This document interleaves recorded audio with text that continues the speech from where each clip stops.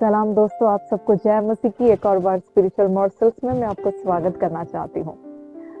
परमेश्वर के वचन में यशायाह नबी के पुस्तक में एक आयत है 55:10 में इस प्रकार लिखा है कि वर्षा और हिम आसमान से गिरती है, धरती के ऊपर पड़ने के बाद उसे वो धरती को उपजाऊ बनाती है, धरती को फलवंत बनाती है और बोने वाले के लिए बीज और खाने वाले के लिए रोटी उत्पन्न करती है।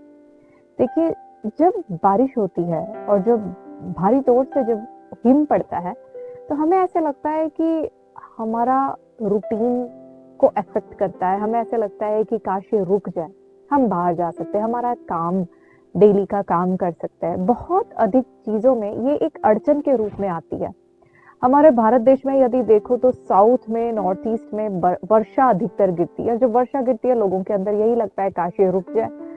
और जब हिमाचल और कश्मीर जैसे इलाकों में बहुत अधिक हिम गिरता है और तभी भी हमें यही लगता है कि काश ये हिम रुक जाए, हमारे रोज का काम हम कर सकते हैं।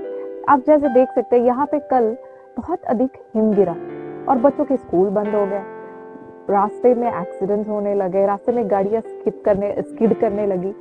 तो लोगों को ऐसे लगता है कि काश ये रुक जाए, लेकिन इन दोनों के बारे में परमेश्वर के वचन में ये लिखा है, चाहे वो वर्षा हो या चाहे वो हिम हो, जिस चीज से हम कहते हैं कि काश ये ना होए, उस चीज के बारे में परमेश्वर कहता है उसके पीछे एक कारण है।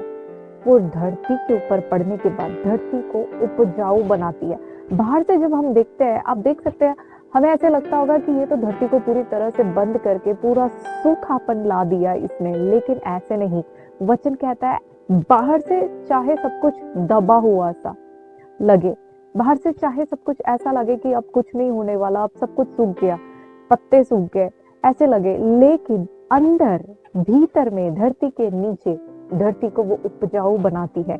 एक समय आता है जब धरती के अंदर से बोने वाले के लिए बीज और खाने वाले के लिए रोटी धरती फलवंत होकर निकालती है। मेरे प्रिय भाई और बहनों, जब हमारे जीवन में क्लेश का सामना हम करते हैं, संकट का सामना करते हैं, हम यही कहते हैं, हम कहते हैं काश ये बंद हो जाए, काश मुझे इसमें से होके ना जाना पड़े। लेकिन परमेश्वर के वचन के आधारित यदि हम देखें तो उसके पीछे एक कारण है। प्रभु हमें ये सिखाता है कि जब हम ऐसी परिस्थिति में से होकर गुजरते हैं तो हम दूसरों के लिए फलवंत, दूसरों के लिए उपयोगी बनते हैं। हमारा जीवन जो है, सोच कर देखिए, जो व्यक्ति एक दर्द से होकर गुजरता है वो दूसरों के दर्द को समझ सकता है। जिस व्यक्ति ने भूख को महसूस किया है वही दूसरों के भूख को समझ सकता है। यदि आप आज इस हिम के समान कुछ ऐसी परिस्थिति में दबे हुए हो, आपको लग रहा है मैं इसमें से बाहर नहीं निकल सकता, मैं क्यों इसमें से होकर गुजर रहा हूँ, मैं आपसे कहना चाहूंगी, अब जरा प्रार्थना कीजिए, परमेश्वर इस परिस्थिति से होकर जब मैं गुजरता हूँ, मैं गुजरती हूँ, जो तू मुझे सिखाना चाहता है वो मैं सीख पाऊँ। तू मुझे उस चीज के लिए तू मुझे अनुग्रह दे, अनुग्रह कर कि मैं जो तू मुझे सिखाना चाहता है वो मैं सीख पाऊँ और जैसे तू मुझे बदलना चाहता है वैसे मैं बदल पाऊँ। प्रभु आप सबको आशीष दे। God bless you.